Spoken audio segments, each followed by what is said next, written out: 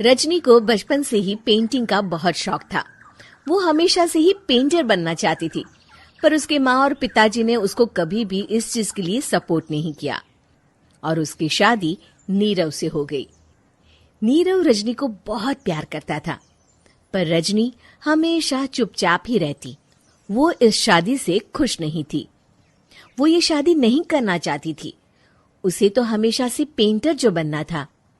अपने इस सपने को वो नहीं पूरा कर पाई, इसलिए वो हमेशा उदास रहती थी। रजनी, बहुत ही बढ़िया फिल्म लगी है, कल देखने चले? नहीं जी, कल मुझे बहुत काम है, मैं नहीं जा पाऊंगी। अच्छा तो कोई बात नहीं, संडे को चलते हैं। देखिए, मुझे फिल्म देखना पसंद नहीं है। आपको जाना है तो चले जाइए। नीरव को मना करके रजनी वहां से चली जाती है और अपने बैग को खोलकर उसमें बंद पड़े ब्रश और कलर्स को देखकर रोने लगती है। रजनी, चलो ना कहीं बाहर खाने चलते हैं, कुछ तुम्हारी पसंद का। जी, मुझे नहीं जाना, मेरी तबीयत ठीक नहीं है। रजनी वहां से चली जाती है। नीरव को समझ नहीं आता कि रजनी उससे इतना दूर क्यों रहती है। वो जब भी उसके साथ वक्त बिताना चाहता है, रजनी कोई ना कोई बहाना बना देती है। एक दिन घर पर कोई नहीं था। रजनी घर का सारा काम जल्दी से खत्म कर लेती है। घर पर अकेले होने के कारण वो सोचती है कि वो आज पेंटिंग करेगी। वो अपने कमरे में जाकर पेंट ब्रशेस और कलर्स निकालकर जैसे ही कलर मिक्स कर रही होती है कि दरवाजे पर बेल बज जाती है। अब कौन आ गया इस वक्त? इतनी मुश्किल से तो मुझे पेंट करने का मौका मिला है। रजनी दरवाजा खोलती है तो उसकी सास अपनी सहेलियों के साथ खड़ी होती है और सब घर के अंदर आ जाते हैं। अरे बहू, सबको शरबत बनाकर पिला दे, बाहर तो बड़ी गर्मी है। उफ। जी। रजनी पेंट ना कर पाने से उदास हो जाती है। उसे गुस्सा भी आ रहा होता है कि उसने इस शादी के लिए हाँ क्यों कह दी। वो रसोई में जा रही होती है कि उसकी सास उसे रोकती है। बहू, सबके खाने का भी इंतजाम कर लेना, आज का लंच तो ये सब यहीं करेगी। हाँ।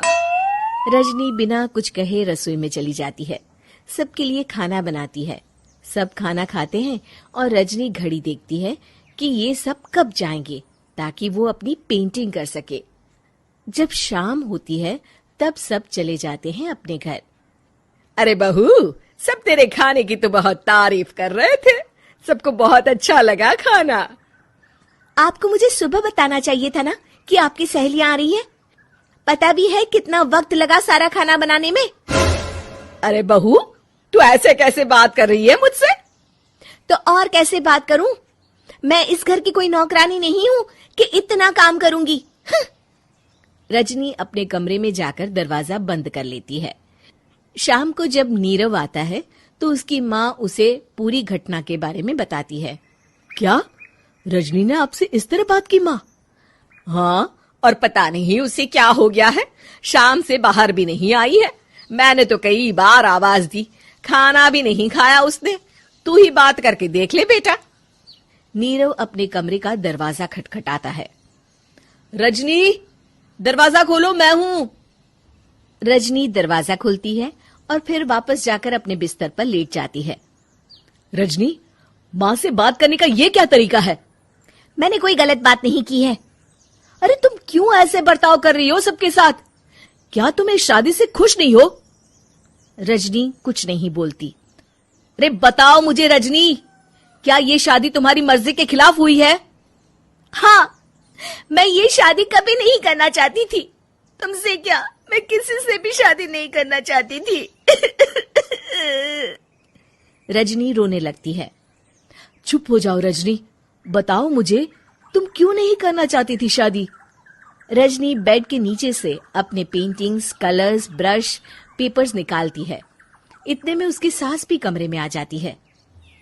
ये देख रहे हो, ये थे मेरे सपने। मैं पेंटर बनना चाहती थी, पर माँ पापा ने कभी सपोर्ट नहीं किया और मेरी शादी करवा दी। मेरे सारे सपने टूट गए। हर वक्त बस गुस्सा आता रहता है मुझे। मैं जानती हूँ कि आप लोगों की इसमें कोई गलती नहीं है, पर मैं क्या करूँ, मुझे समझ में नहीं आता।